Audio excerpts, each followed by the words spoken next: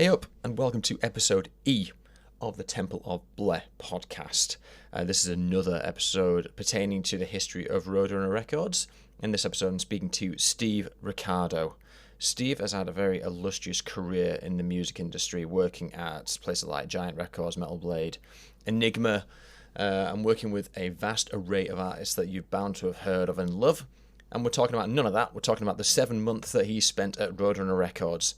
Steev has an incredibly important role to play in the history of Roadrunner Records in that he opened the New York office with Holly Lane, as previously mentioned on previous episodes. So I'd be remiss to talk about Steev without plugging his podcast, Blown Smoke with Twisted Rico. Frankly, it's a better podcast than this one, so you need to check it out, and I'll post some links in the description, depending on where you are, either Spotify or YouTube. There'll be a link somewhere. Just keep an eye out for it. It's a better podcast. Just fucking listen to it. So, without further ado, Steev Ricardo. 1, 2, fuck shit up.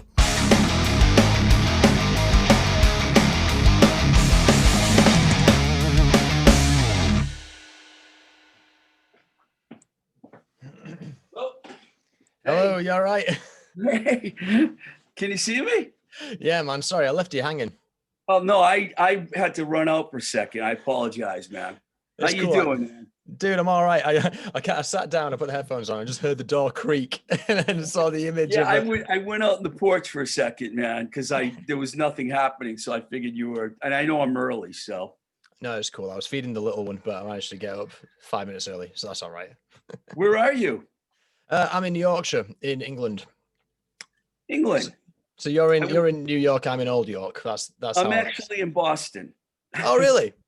Yeah, I went to England once. I stayed in Kensington Okay. on my way to the MEDEM convention when I was working. Oh no, that wasn't Roadrunner. That was a different company. So that was my only time in England. I went to Rough Trade, Caroline. I went to visit all these. I don't even know if those companies are still there anymore, but this is in I think that was the late 80s, early 90s. Right. You're missing out, man. This is I interviewed Anvil in March, and Rob from Anvil was like, "Oh yeah, London isn't the UK. This is the UK. Like all the bits outside of London, all the Industrial Revolution stuff. But yeah, it's worth a visit." So Thanks how you been, for mate? inviting me. Have you voted today? Yes, I early voted actually. I was going to say, because I was almost reluctant to book you in for today. My other slot was in on Thursday, but on Thursday we have bonfire night, and there'll just be fireworks going off in the background. So I was like, that's not going to be good for interviewing. I am not afraid to admit that I was very anxious to vote against Donald Trump. So I'm not a Trumper. I'm a liberal. So fuck him, man. I know you got a kind of similar kind of leader in England, so I don't know doesn't matter what side of the political. Totally. It's the way I see Boris Johnson is like, he's the right man for the right people, because he's a man without policy and without any sort of any substance, but neither's the electorate. We're all very confused. We're all completely split down the middle. So he's probably the right man for that. But I'd agree with you. We're beyond confused here, man. It's like, I don't know how the hell this guy ever got elected, man. It's been 4 years of hell, man. Plus the pandemic now, forget it. It's out of control here, man. I'm really intrigued to see what the press cycle is going to be afterwards, when you have not someone so contentious in office, if it ends up with him, with Biden going in. But we'll see, I think. Sorry, I interrupted you. Oh no, that's okay. I'm anxious to answer whatever. If you want, I could tell you how the whole thing happened, how I ended up at Roadrunner. You know what, man? Yeah, in fact, by way of introduction, I've got some, because your tenure with Roadrunner was 7 months. If I read somewhere. I got fired after 7 months. Yeah. Right. Okay. I was in the music business my whole life. It's the only job that I ever got, and I'll tell you the whole story, man. It's like, how did you hear that? Oh man, I think Monty has a Facebook page in which he's kind of doing what I'm doing. I'm trying to tell the story of Roadrunner, but he's doing it through blog posts about 150 or 300 words. And he mentioned the Great Cap, and I've been looking for information on the Great Cap, like something a little more candid than the Discogs page or her website. And your name came up. I could tell you the whole story, how that started, because I wasn't even working for Roadrunner when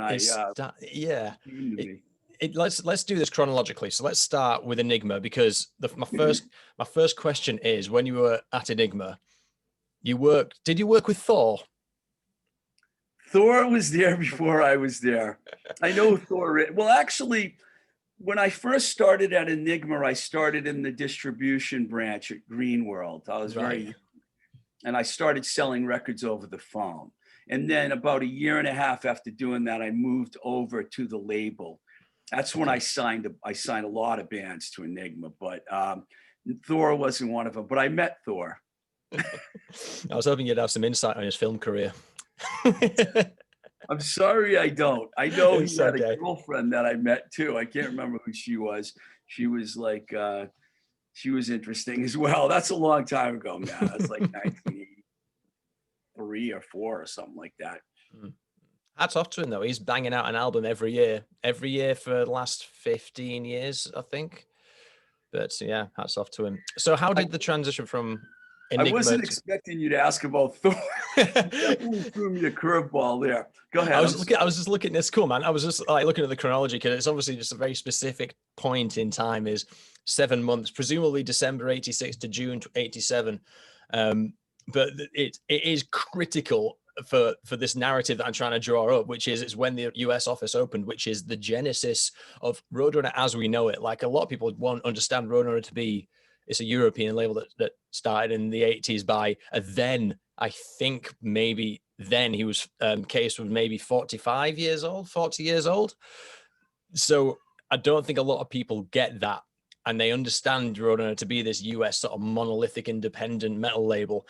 And the genesis of that was during your tenure. So I was as acute as I could be around my reading around that time. And that's why I was like, I'll look into Enigma. Oh, Thor's there, great. Okay. Let's start there then. So you're at Enigma, you move over to the label after working in the distribution side, which is, I imagine, an extremely helpful thing to be working on, distribution, because that's where the bean counters are for the most part, right? In the distribution, where the revenue is actually flowing. So from there, go. It's all right. So from there, you go to Roadrunner. So can you tell me about the transition from Enigma to Roadrunner? Well, I had a really good, successful career going at Enigma, and my friend Paul Murata, who was ran the New York Green World office. Holly actually started working there. Holly Lane. She worked under Paul. He called me one day and said, "You're an East Coast guy. You've been out in California for too long. I found you something on the East Coast." And I'm like, "All right, what is it?" And he's like, "Roadrunner's opening an office. They want you to come and run the office." And I'm like, Roadrunner. I know a little about them. I knew about Motorhead was affiliated with them in Europe, and Venom, and I knew some of the bands. So I was like, hey, it can't hurt, sure. So Case Wessels flew out to LA, and I met him for lunch on the Sunset Strip. I didn't know then that he was straight and sober. And I had several beers during our meeting because I was very young and arrogant at that time. Right. Okay. And he offered me the job basically on the spot. He said, "I want you to come to New York. I want you to run our New York office. Holly Lane is already there. You know her, right?" And I'm like, "I've never met her, but I know who she is." So he's like, "Are you interested?" He offered me a decent deal, decent money, and he gave me some moving expenses. I thought about it, and I took the job, and I said, "Okay, I'll move to New York." I can tell you right now, years later, and even a year later, I regretted the move. I regretted taking that job, but the money was good and everything. And part of the deal was I would get to go to Midem, in January. This was in November. Sure. So he hired me, and then I gave Enigma my notice. They were really surprised that I was leaving. And, but in a way, I guess they were getting big at the time. Enigma had exploded already, and I had a lot to do. I was one of the original 8 people when I started working there, and the company now consisted of way more than 8 people. Right. So in New York seemed like a really cool challenge.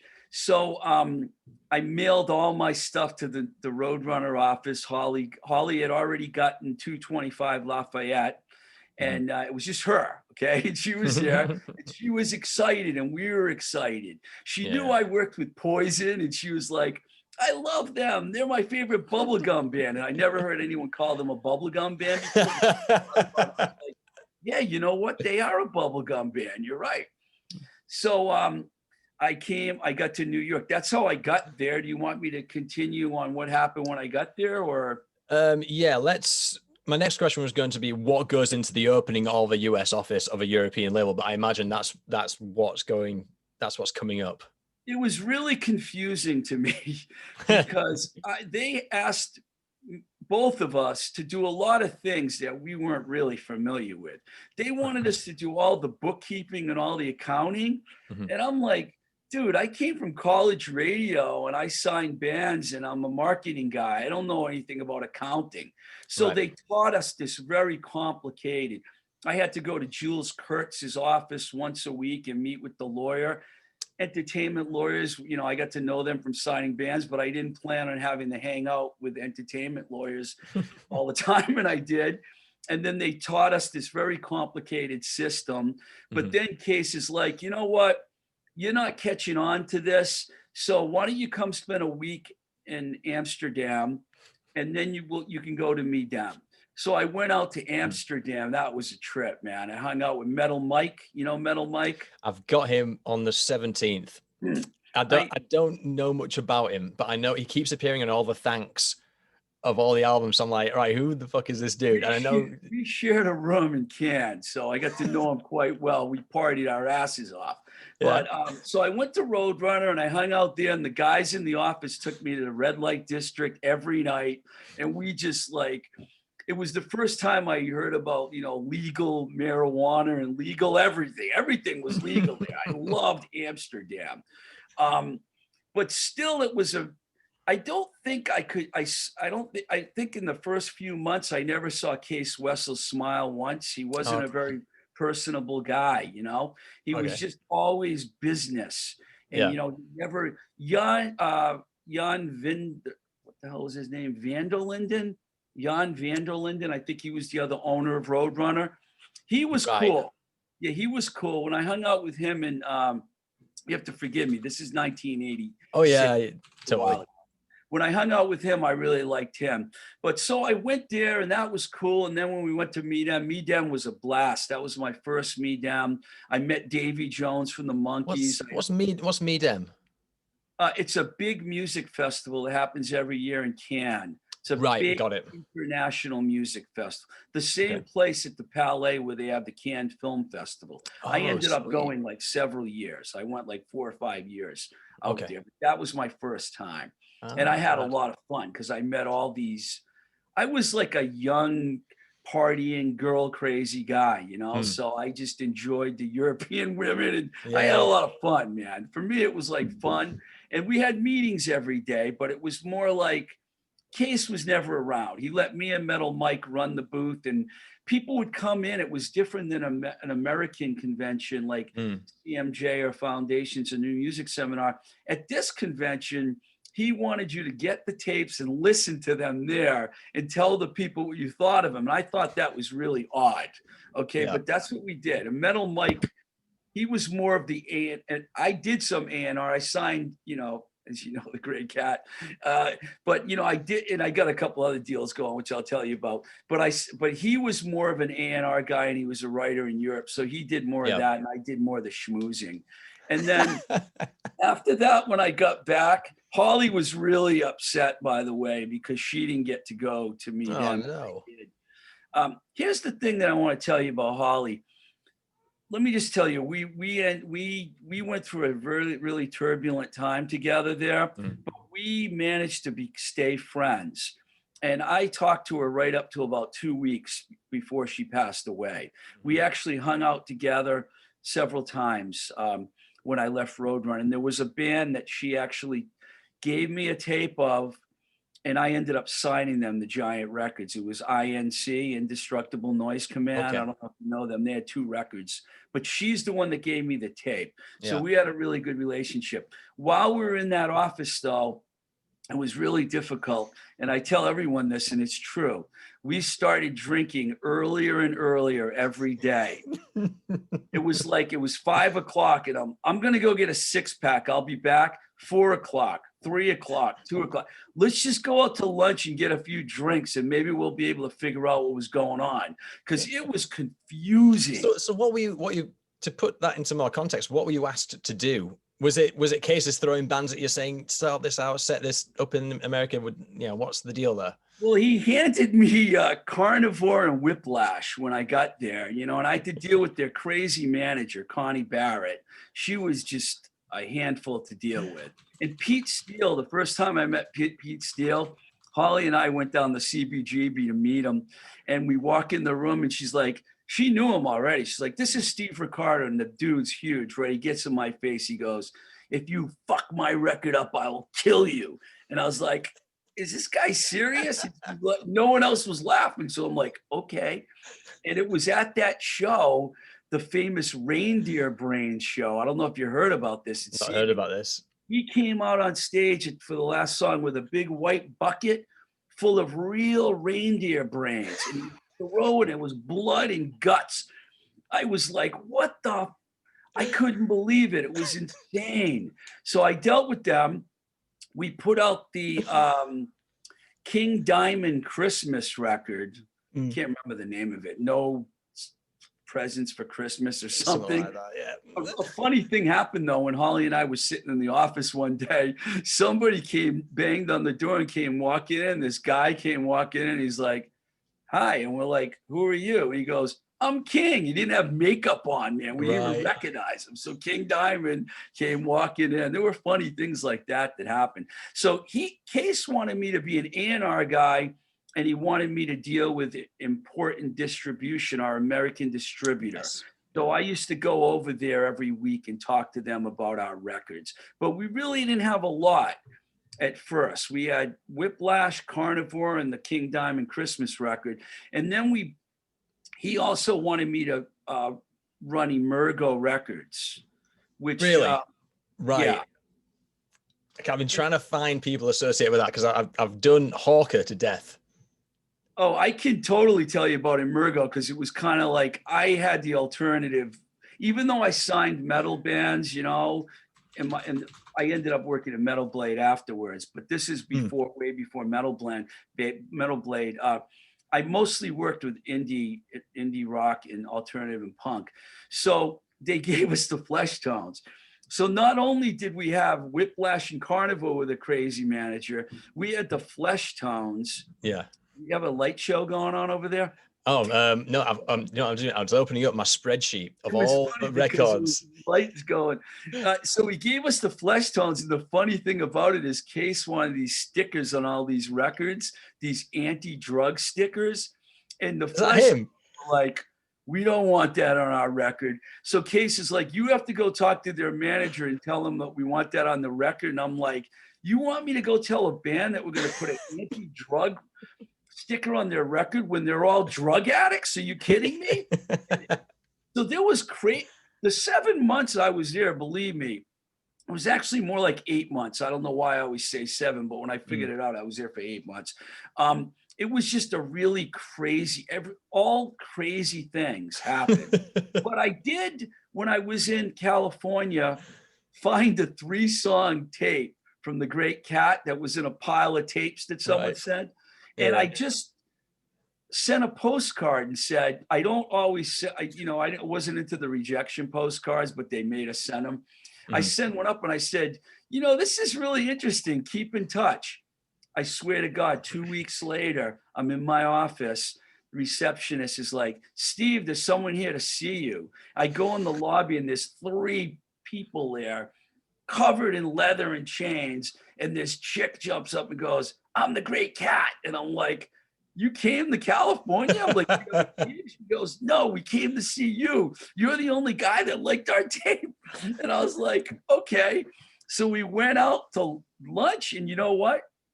I bought into it, man. And I went to Case and I said, Case, this is really interesting. Hey, I know they made money off the Gray Cat. And he said, sign her. And I Mm. think it was like 10 grand or something. And we made, we signed the Gray Cat. We had a great party. Holly put the party together, and everyone in the whole New York metal scene was there. And Bob Gruen was there. Even people like Monty Connor, who ended up working for Roadrunner, was there. People Mm. like that. Don Kay, I don't know if you know him. There was all these Kerrang. Yeah. Mike Schnapp, all these New York metal dudes were all there. And Cat was like just driving everybody nuts. But Bob Gruen took all these great photos of us. The great Bob Gruen, one of the great rock Yeah, yeah. photographers. And nobody liked her. It was like they couldn't stand her. She just was like, worship me and die. And she'd get on the phone and scream at people. And I just thought it was funny. And Holly did too. And was she the first signing for the US office? She was my first signing. After that, I signed the Neighborhoods to the Murgo label. Cool. And I don't get any credit for Gangrene, but I was the first one that really because I knew Gangrene because they're a Boston band and I was from Boston, but other people get credit. Holly, actually, I went to look for my messages from her, but her sister deleted her Facebook account because she really told me a lot of things in the last few years about how she didn't get credit for certain things, and it really bothered her. Okay. Like Sepultura, and there were certain bands that she felt like she was really in on early in, and she didn't really get credit for it. She was upset. I'm not going to mention any names, at other people that took all the credit for it, But that's the music business, though. It is, yeah. So it's interesting. Just to go back to the Great Cat. Fucking hell! I reached out to her to see if I could get an interview with her. You wouldn't do it? She would, on the condition that I promote the shit out of her new CD. Which, to be fair, listen, just to sort of like meet minds here, I'm all for it. Better than Malmsteen. I'm just gonna say she should be doing the festival slots that Malmsteen's doing. There's a place for. So you do think she's talented? She's fucking unbelievable. It's like there's a place, because I really do like Malmsteen, and when I was a kid I was like, this is fucking brilliant. But he did a lot of original songs when I wanted to hear some neoclassical metal guitar arrangements. That's what I wanted, but she's delivering that down the fucking line. I mean, it's interesting you bring up Yngwie, because when I first got to California, I worked on Steeler. We distributed Steeler through Green World Distribution. Ron Keel and Yngwie Malmsteen. That was really a big record. I remember that as being one of the first really cool underground metal records at the time. Shrapnel Records, which is a great label. Mike Varney. Yeah, I think did he end up working at Roadrunner, Mike Varney? I don't know. Honestly, I'm going to be honest with you. When I left Roadrunner and I left that place, and I'll tell you why I got fired, I never looked back. I was like, thank God I never have to talk to Case Wessels ever again for the rest of my life. Because that guy drove me crazy, man. He did. He was like he just drove me nuts. Holly had a much better temperament to deal with him than I did. Every time I talked to him, I got off the phone, I was like, I need a beer. It was like, and I worked for labels for like 20 years. That's the only time I really had a hard time. Well, you'd have problems, but he was just ruthless. What was he asking of you? He was more concerned with numbers and things. And I kept trying to explain to him over and over again, I'm not an accountant. I'm not a bookkeeper, I don't, this is not the kind of work that I do, man. I'm like I'm an artist guy, artist development. That's what I do. I develop artists, and it was really difficult getting things done there. That is, you know what?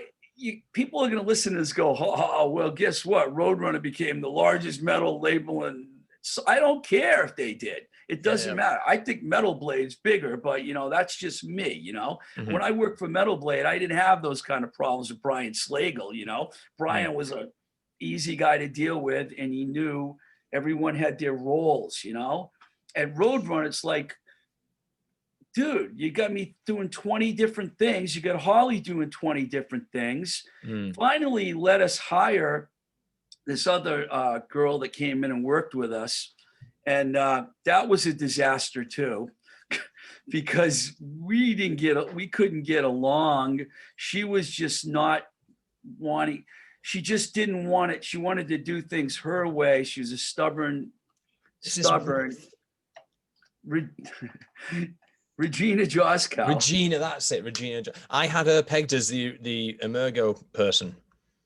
She did work on Emergo after Emergo. She worked on the neighborhoods after I left. Somebody had to deal with the neighborhoods. Waxing Poetics was the other band. It was just those three at that time. And there were other bands that I thought that I wanted to sign, but we didn't get that far, you know? Right. Okay.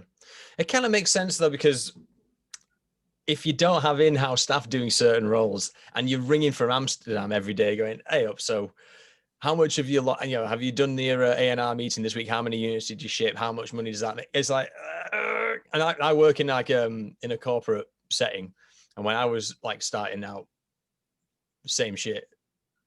You know, when by the time Monty and Mike Gitter and those guys got there, they had a much stable thing. Doug Keogh actually came in, took over from me when I left. He had his shit together and he knew how to deal with people like Case better than I could. I was young, you know, and I didn't know how to deal with that guy, you know, and I regretted every day leaving Enigma, you know, and I never called the Hines up and said, can I come back? Because my ego was too big for that. But, you know, I did regret being there. Holly, though, she kind of made it a little easier for me. She was miserable, though, too. I'm surprised she lasted there as long as she did. I don't even know how long she lasted there. But she lasted about 6 months longer than you. Really? I thought it was longer than that. Wow. So if I've got my dates right, so you arrived in 86, 87. October till June.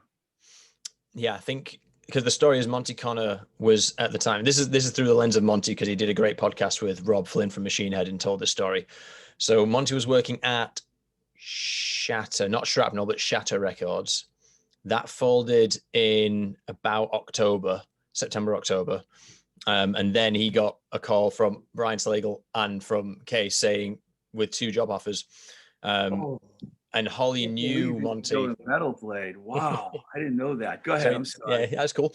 And Holly knew Monty because Monty was working in college radio promotion. That was his thing. And obviously Holly would be the one that sends Monty the CDs and all that stuff. He goes over at sort of Holly's beck and call. And within a week of him starting in, I believe it was December, or at least sort of the autumn of that year, Holly goes to start Mechanic Records with Steve Sinclair. That's it. So yeah, it was that Christmas. But it's interesting to say about the Sepultura bit and her input into that, because I remember her CV, which is still online, her resume, it quotes having Sepultura being signed by her. Similarly, there's another source, I can't remember which quoted Holly having given Sepultura to this particular manager to sort of like take over the line, carry over the line and finish the deal with. And then I think Monty had something to do with it. And I think there was just like a number of people over a certain period. But it's interesting how if she has come out and said, yeah, there were some things which I didn't quite get credit for, which she was responsible for, which is like I said, I don't go around and tell everyone I signed Gangrene the Roadrunner, but I know I was talking to Alec Peters, their manager, and Chris Doherty was a friend of mine. So, but I don't say I signed them to Roadrunner, but you know, I could tell you other stories. I mean, there's a lot of bands that happen with. It's sad, but because you want to try and get the full story, but sometimes you get to a point where it's so nuanced where you can say I was the first guy in the room, but I didn't sign the dotted line. And it all takes, it's all a very important part of the story. But on the macro, when you look back, you know, when you look at Sepultura's career and things like that, you're not thinking of the Monty Connors and the Holly Lanes and things like that. You know, one other thing was Jules Kurtz called me one day and he said, there's a band playing at CB's. Can you go check them out? Mm. And I went and checked them out, and they were called at the time Vernon Reed's Living Color. They weren't even Living Color yet. I Yeah. saw them. There were like 70 people in the room. It was mind blowing. I went Mm. to Case, and without me saying the obvious reason he wouldn't sign him, that was the reason he wouldn't sign him.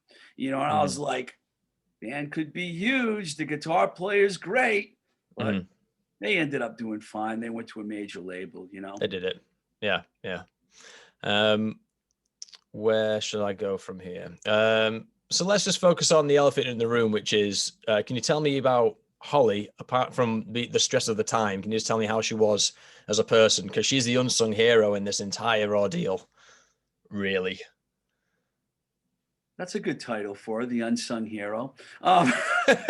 Yeah, I love Holly. Her and I, we spent a weekend together in Florida a few years ago, and we just like were so proud of each other for Mm. for the fact that we can look back at that period and say we don't hate each other because it was so difficult in that office. It was mostly because we were being bombarded by all these people. Everybody wanted to know about the Roadrunner US office. Mm. And at the same time, Amsterdam was like driving us crazy. And then whenever Case came out, it was a lot of pressure. Mm. We felt like we were we were under a lot of pressure. That's why I said we used to drink a lot. And how old are you guys at this point? We were both in our early 20s. Yeah. I mean, we were young. Yeah. I mean, I think Holly was probably a couple of years younger than me, maybe the same age. Honestly, I don't know. That's funny that I can't remember that, but I can. I'd say we were both about 24, 25 at the time. Mm. Yeah. So was she, because when I was doing my research on her, it's interesting. Her career is effectively, she was kind of a freelance music person the entire way through. It's kind of what I think that's what she kind of identified herself as, even though she had, stints, as I say, mechanic at Roadrunner and so on. I think it basically says 1976 to present, all things related to music. So it was clearly like a massively, there was never going to be a point where she just sort of tip over and go, I'm going to join and work going to join a bank, or I'm going to be an advertising firm or something like that. We were very similar. And I think that's why we got along, because musically, we would go to this bar called Downtown Beirut in the East Village. We just went there for the jukebox, man, because he had a really good punk rock jukebox. We both really liked punk, but we were like in the metal world. And when I got to New York, she was like, you got to figure out how to fit in with these people like I fit in. And I'm like, I'm never going to fit in with these people. They were like, who's this guy? Like, I worked with metal bands, but it was not like I was going to fit into the New York thrash metal thing that was going on, but it wasn't, Holly, she was really, it was funny. At times I felt like we were in a competition who would stay at the office longer. And finally I gave up. I was like, I can't put as many hours in. If I'm going to show up at 8:30 in the morning after being out till 3 and she's already there, I can't compete with her, So she ended up like practically living in that office, And it was a weird building too, because there were no other record labels in that building. We were in Soho and right overlooking Little Italy. It was just really, she lived in way down on the Lower East Side, and I lived on 10th Street in between 1st and 2nd. So we were close, but we were kind of in opposite directions, But we always turned each other on to different music. Like she was way in on Annihilator right at the very beginning.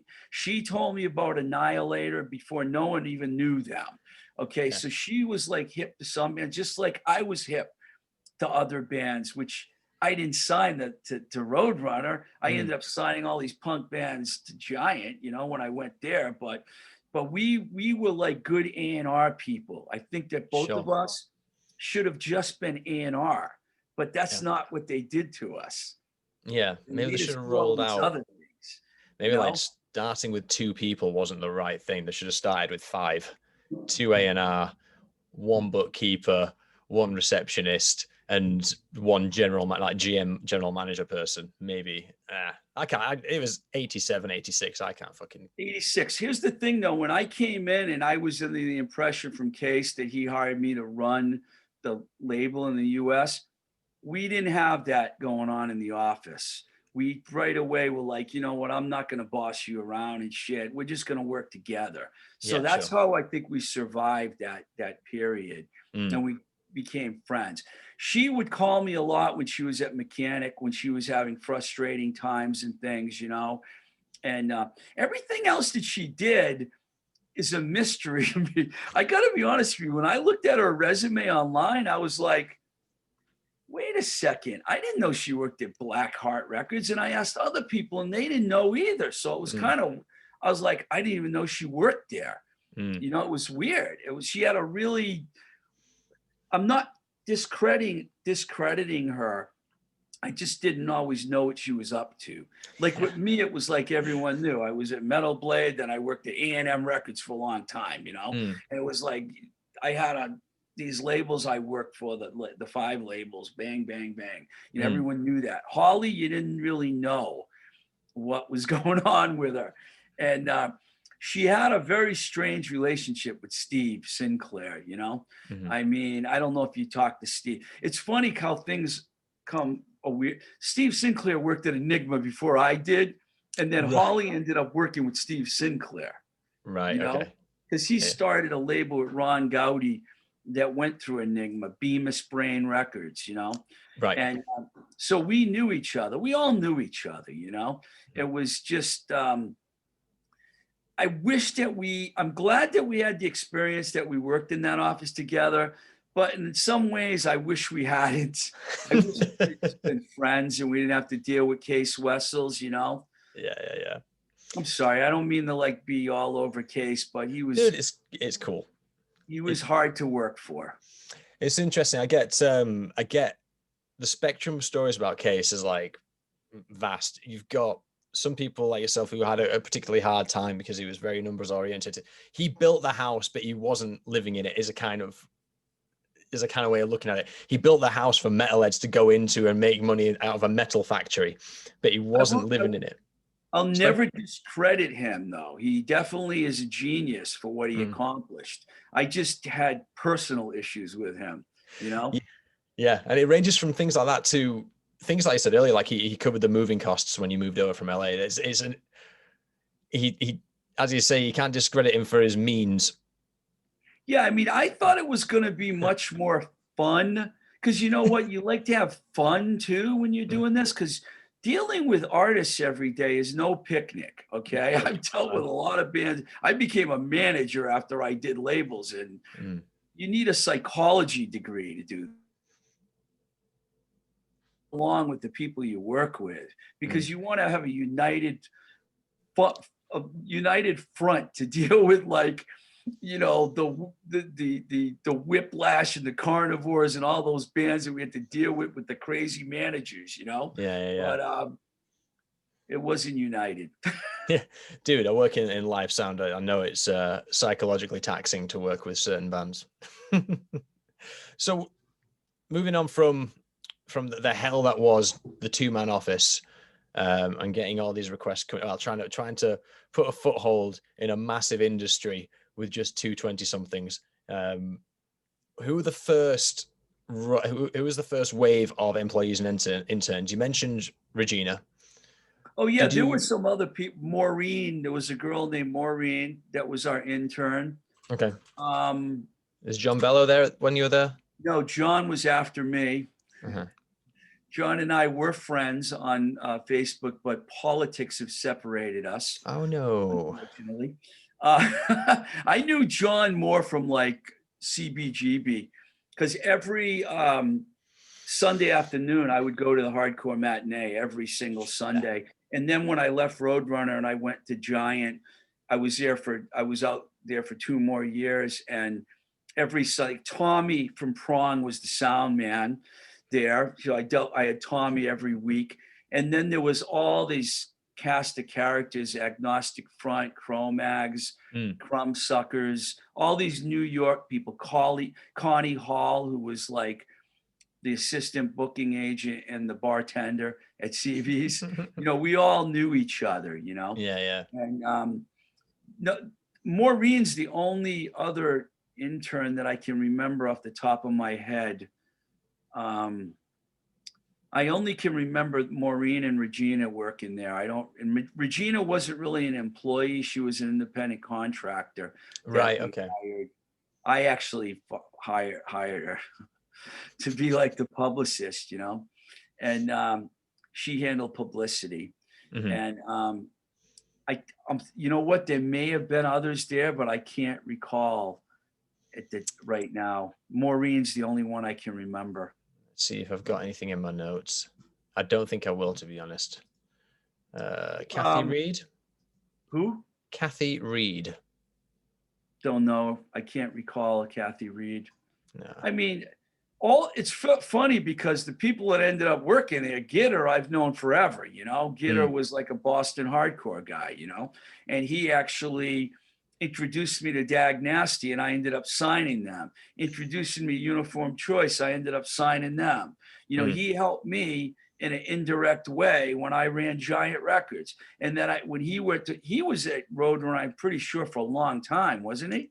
I believe it was 97 through to something like 2007, somewhere towards the end of the decade, before what we're terming the Red Wedding, when it got bought out. So somewhere between 97 and 2012,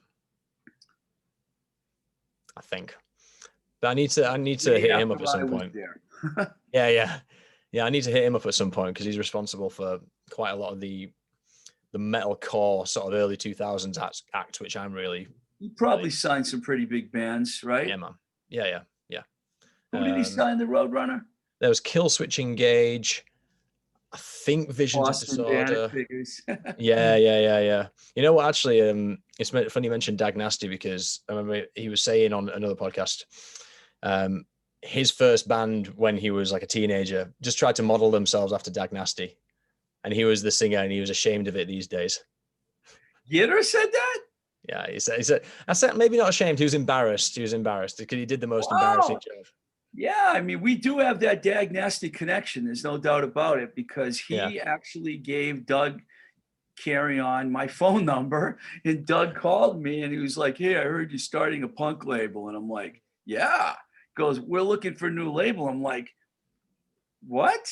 You're on a great label right now. Why would you want to leave?" I mean, but they wanted to leave Ian MacKaye, and I signed him. Fair enough. I think he also did Trivium.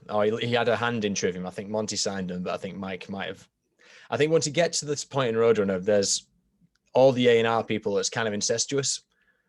So who exactly signed who is a difficult question to ask. Did you talk to Doug Keogh?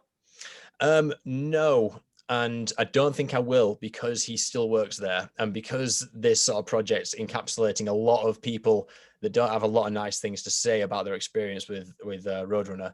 It feels like to ask him would.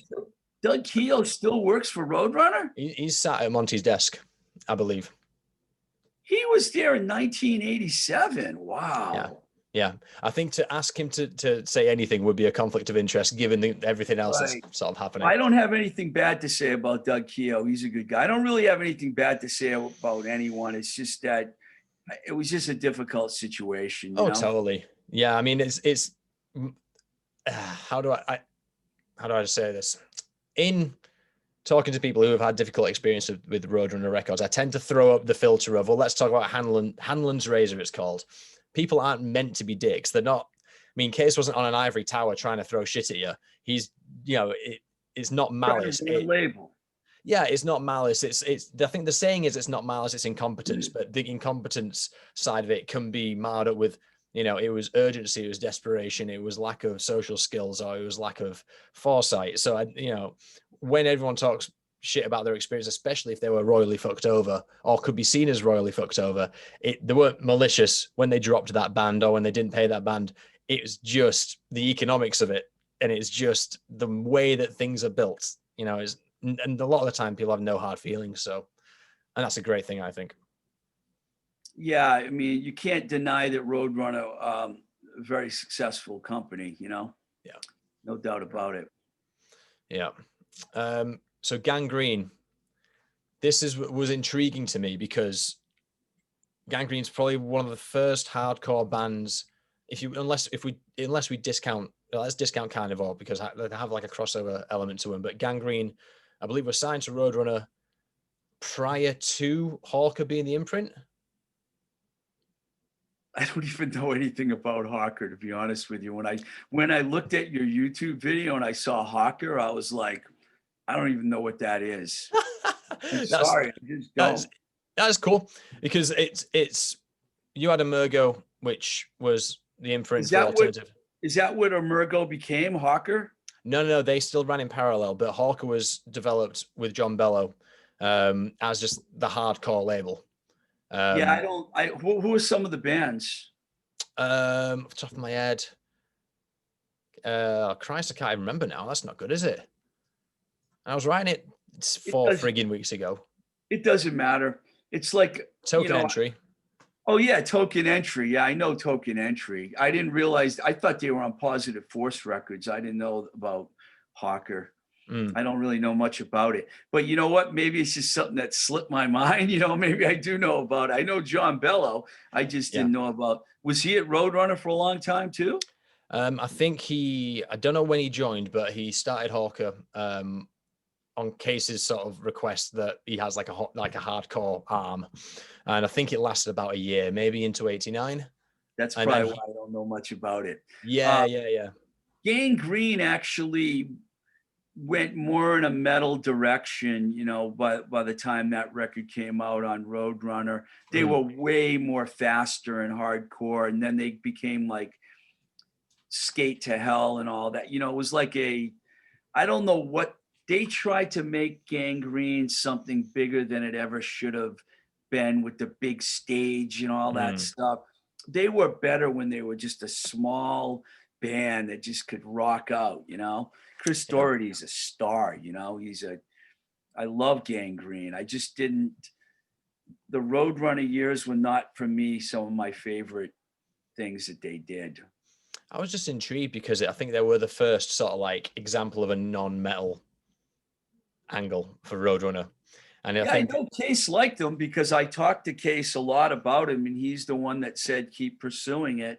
But then my last month when I was there, because I got fired, but Case let me stay for a whole month till I lined up another job, and I had two choices of where to work, and I ended up, you know, starting Giant Records through Dutch East. I almost went to work for Combat, but I don't know, it was just too weird of a situation for me over there.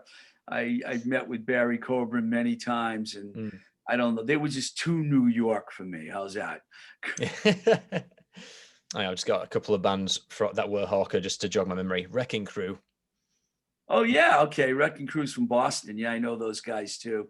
No Yeah, for an Answer. good band. Well, those are good bands. Yeah. It's just I was good that I couldn't remember because I'd been writing about it for so long and researching it for so long, and it completely left my mind. And Pagan Babies, and I think those were your Pagan main Babies ones. too. Okay, I know all the bands. I just didn't know. I couldn't remember that they were on Hawker. Oh yeah, no worries. Obviously, the question was about Gangrene, but it was just I needed to jog my own memory. But that's what happened after you left. That made a hardcore imprint, and that's where everyone lived for a while, I guess. When I left Roadrunner, I had a lot to prove because I left my job at Enigma. I was gone after 7 months, 8 months. And I was like, I'm going to look like a failure unless I really, and I kicked ass on Giant Records. I was like, I am not going to let this New York experience. And that's when Brian Slagle just called me one day after a few years after that and said, when you come to LA, man, let's hang out. Because I knew him from Enigma. And I went there and we were walking around. He was showing me the great Metal Blade operation. And he took me into this office and shut the door. He goes, this is your office if you want it. I'm like, really? And it was a big decision to make, but I missed California. So I went, bye. And I took that job. And then I didn't do A&R for Metal Blade. I signed one band while I was there. I mostly just did artist development and marketing, you know. Who was And the that was band? a good label, really good label, Metal Blade. That was a lot more of an artist friendlier label, I think, than Roadrunner. You know, but I wasn't there for a long time. But while I was there, the artists were like a lot more prevalent. Like we were all friends with the guys in Fates Warning and Lizzie Borden and DRI and all those bands. They all came to the office. They all hung out. I took care of Phil Mogg for 2 days when he came to the States, you know? I mean, it was like, there was a lot of good bands were on Metal Blade. I know this is not about Metal Blade. I'm sorry. Yeah, it's all right. It's all right. But I think you can't talk about Roadrunner without talking about the wider metal industry so far away. Yeah, I mean, well, as far as metal goes, I mean, I always consider Metal Blade as one of the best labels. They're still around too, you know. Not to take anything away from Roadrunner, I just think that when you work somewhere and it doesn't go good, you don't want. And then Holly and I shared that with each other, and we both felt the same way. So move on was the whole idea of it, because we became much better friends after she left. And she was working with Mechanic, and then over the years we became closer and closer, you know. Who was and the one band? her passing very, very hard. She's a really good person, and it broke my heart, man. Broke my heart. Yeah, I don't know what. It's not my grief to, you know, it's not my grief to analyze or to put a microscope on it, but it's just so doing it. Slowly uncovering this story is just like, it's making me realize what the fuck, how come we haven't heard of her? You know what I mean? That's me as just a bog standard British metalhead should be somewhat aware of the architects of my sort of taste. And that's not a name that's cropped up in my sort of normal You goings. didn't know who Holly was when you started this project? Yeah, I came across her name within a few days, but you know, you hear about Monte Connor all the time, just in liner notes, in interviews, and things like that. But Holly's not a name that would come by too normally. Well, she deserves a lot more credit than she's gotten. How's that? Yep, and that's what I'm here to do. You had to deal with me for 7 months. That's, you know. Who was the one band that you signed at Metal Blade? Eviction. I've heard of them. Pittsburgh. They did okay. There were bands that got handed to me there that I had to work closely with, you know. I was there.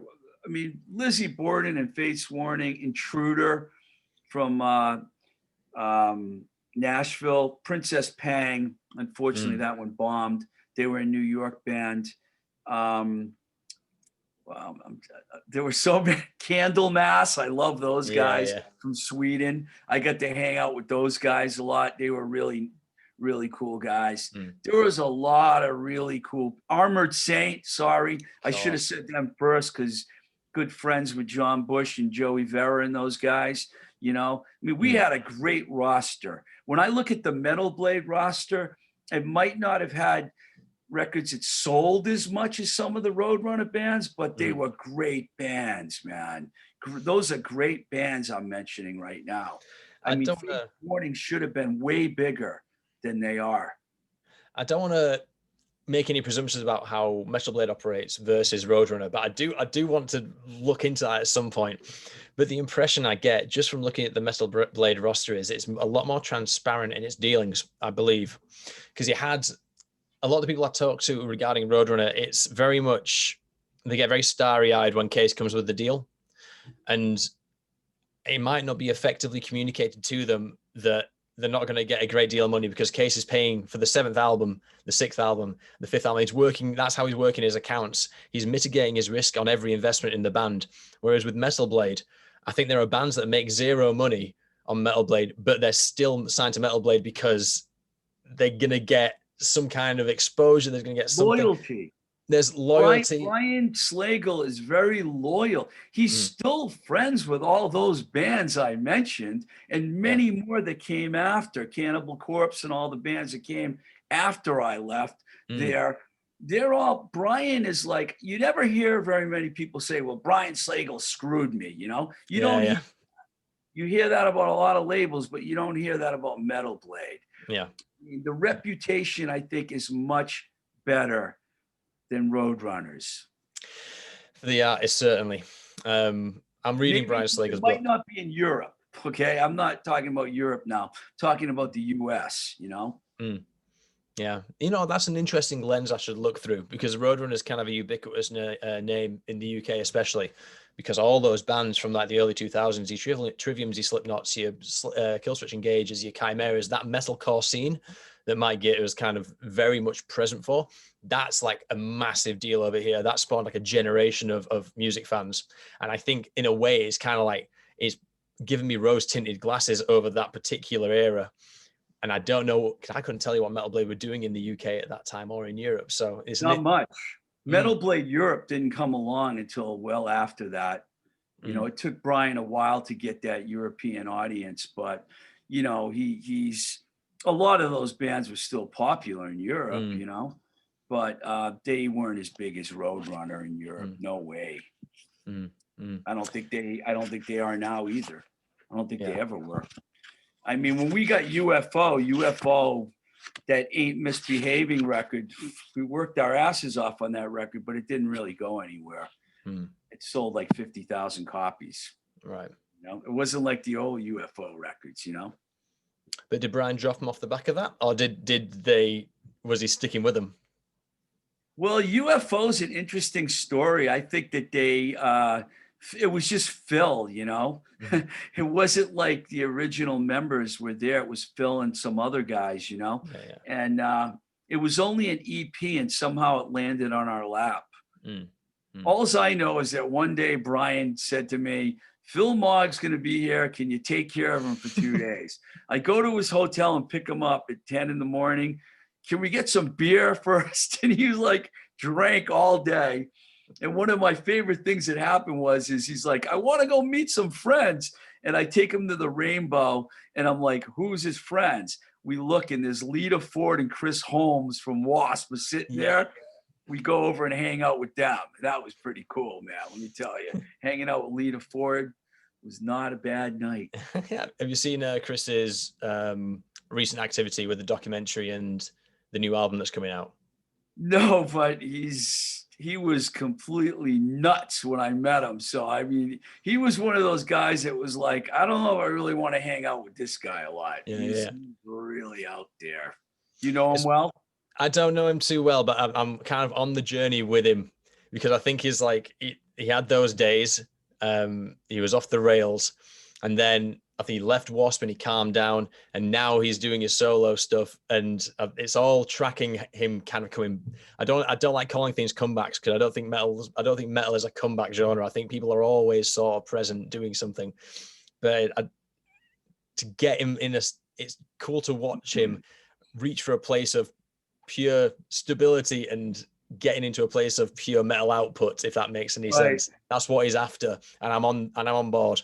I'm all for it. Cool.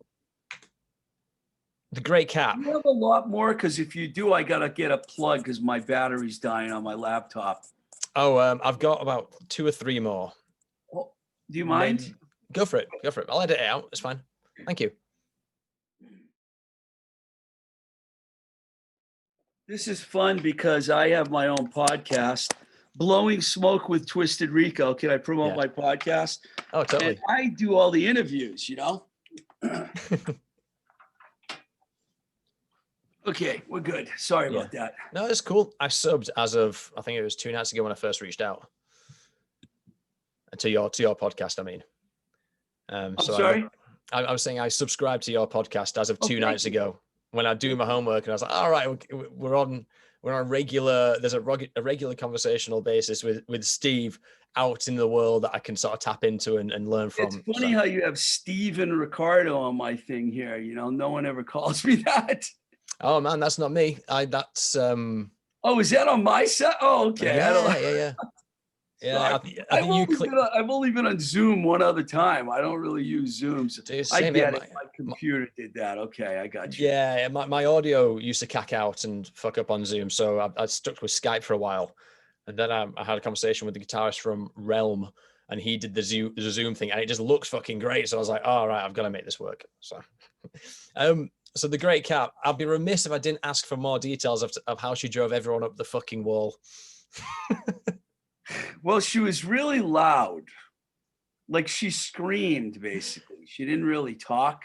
But Yeah. you know what? She loved me. Mm. We had a really good connection. No one else had that. I guess Monty kind of became close to her. When I first saw that thing he put on, someone called me and said, "Did you see what Monty Connor wrote all about the cat and he never mentioned you or anything?" I was like, "What do you mean? He's not taking credit for her, is he?" And he's like, "Kind of." So I just went on his page because we are friends and I liked it. And then when he saw I was on there, he got in touch with me right away and Yeah. got all my info in there because Kat was really upset when I left Roadrunner. But we stayed friends too, you know. We still to this day we communicate, you know. I try not to talk on the phone with her. We just not that I don't love her, but she can be overbearing at times, you know. Yeah. But you know, it's one of the qualities about her that makes her so cool, you know. Yeah. And my interview with her is hanging by a thread if I don't plug her new stuff, which I will do. And to her You know, credit, when she showed up at her signing party that we had, she brought Bob Gruen with her. We didn't get Bob Gruen to come. She had one of the greatest rock photographers in history show up to take pictures of us. And I was like, Bob Gruen's here, you know? And then I got all these 8x10 black and whites.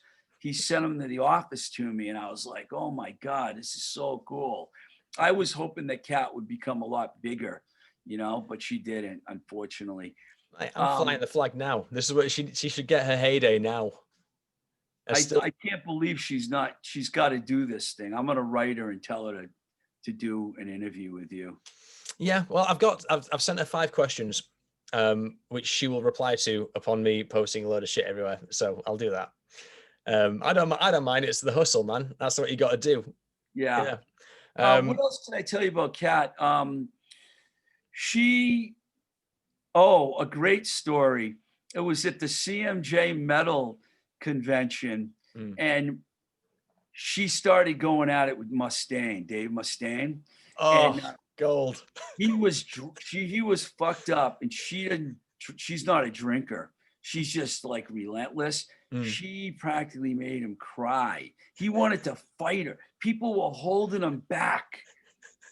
To me, it was the greatest thing ever. I'm like, how come every writer here is not talking about the fact that the great Kat made Dave Mustaine cry? You know, I mean, it was like, that was an epic moment. That just popped into my head. I absolutely I think I talked about it on my show, but it was amazing because Mustaine's kind of, you know, I worked with Chris Poland, you know, DM the Machine. When I was at A&M, I went on tour with them, and I got to know Chris. He wasn't there bad mouthing Dave, but you know, they had a very turbulent ending. But now I guess they're friends again. So I think he came back to do 2004's The System Has Failed. I think he did that. I think that was him. Chris Poland. Those first 2 Megadeth records are fantastic, though. You know, that Chris played on. It's too bad they didn't stick together because Chris is a phenomenal guitar player. But yeah, with Kat, this is my last question about Kat. I'm not trying to just blow smoke up her ass to try and get an interview. I think I'm genuinely concerned that I've not really heard much about her prior to now, because I think it's just through line fucking neoclassical metal, and it's like, well, why? This should have been like front and center with like your Jason Beckers and your Malmsteens, and it's just weird that it's not there. But I gotta admire the hustle because of her personality, because people couldn't deal with her. They didn't like the way she acted. She's like, she would literally tell everyone, worship me or die. You know, that was her thing. You know, she would just be in your face screaming. And we tried to mellow her out, but forget it. There was no way. Monty, I guess, thinks he did, but I don't think I think they had a turbulent relationship from what I heard. I don't know what he says about it, but I'm grinning like a kid because I think me and you might be on the same page in thinking that I think that's fucking brilliant. I think you need real motherfuckers. Yeah, she's real as it gets, man. She was like, I mean, she took on Dave Mustaine in front of the whole metal community. I was like, what? It's like, she has balls, man. You know, I was like, fuck.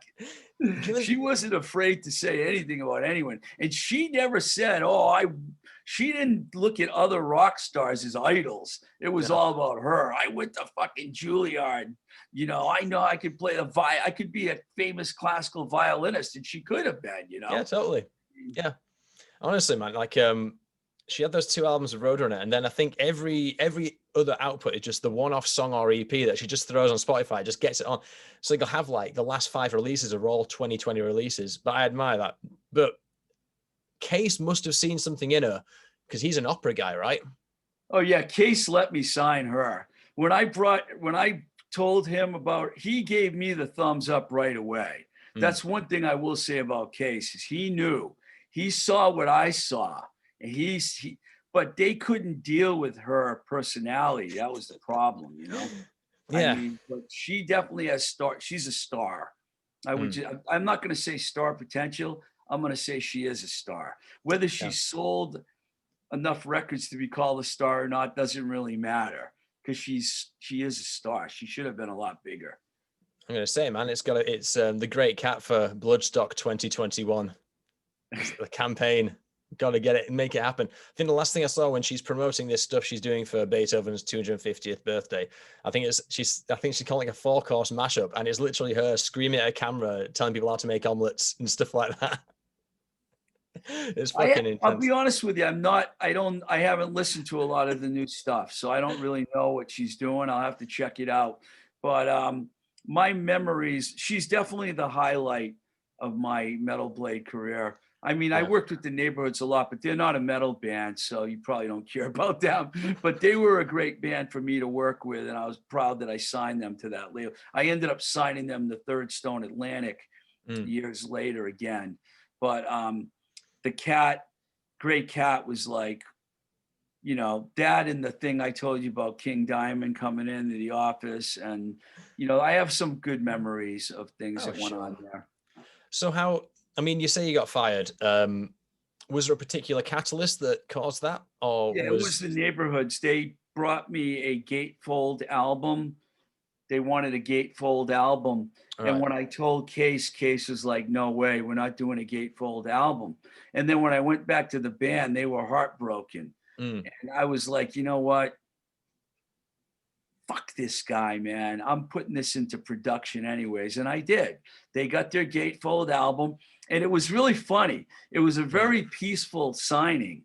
He came to New York and he said, I'm firing you, but I'm going to let you stay here for another month so you can follow up on this record. And he gave me a point on the record.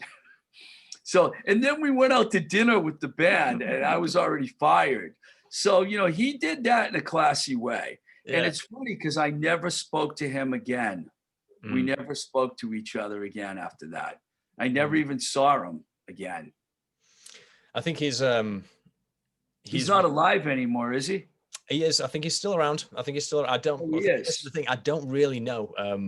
He withdrew from public life even more than he did previously. That's that part, the Great Cat signing party is one of the only pictures of him. There's only a few others that I found. Correct. Yeah. Yeah, I think we had a hard time getting him into the photographs, actually, now that you mention it. He didn't really want to. And if you look at him in the photos, he doesn't look very happy. He's not smiling. Yeah, I think he would have been concerned.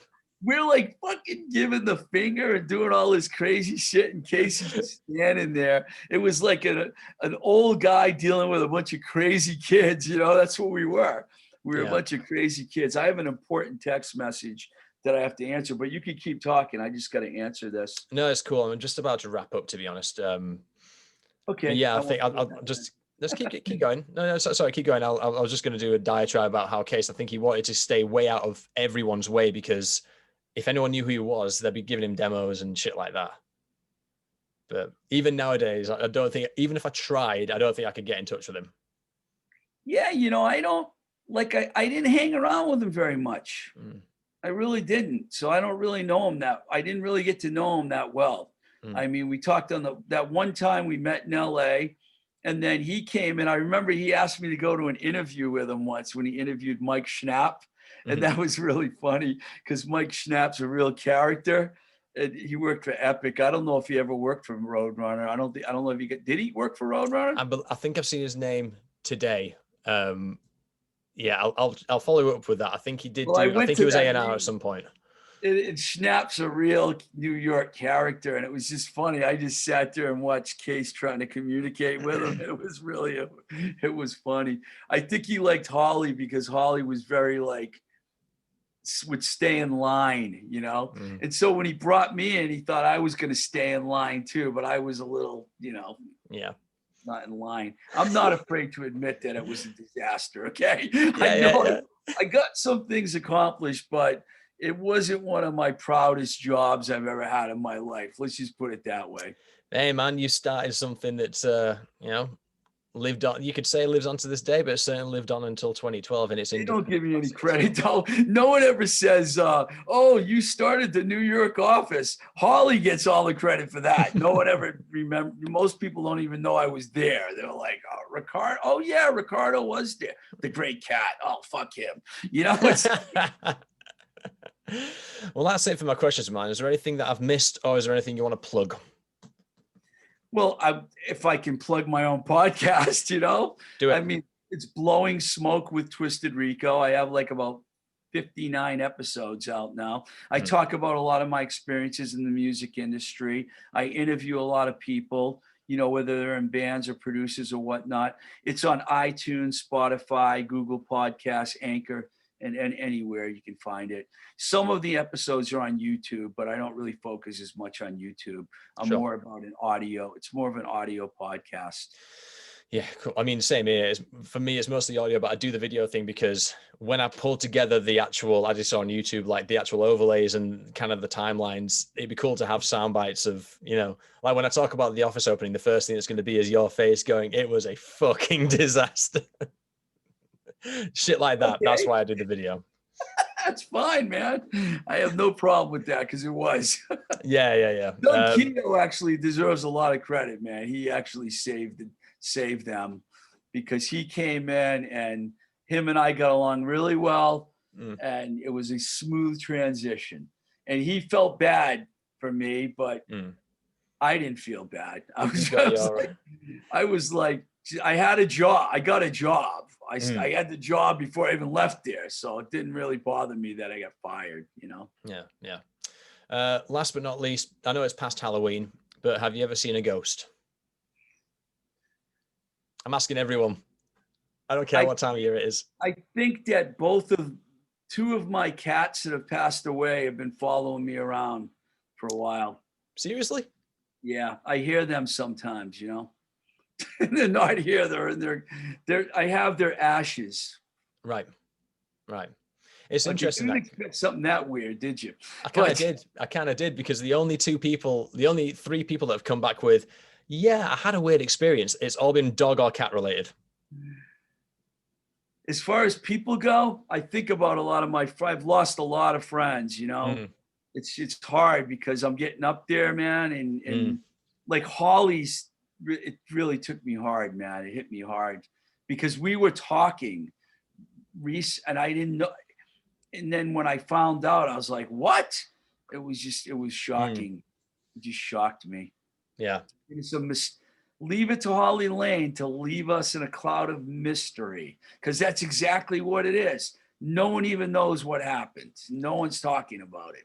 Mystery. In the middle of a pandemic, in the middle of the most contentious political situation the States have probably seen in a good long time, just whisked away into the night. Yeah, I miss her.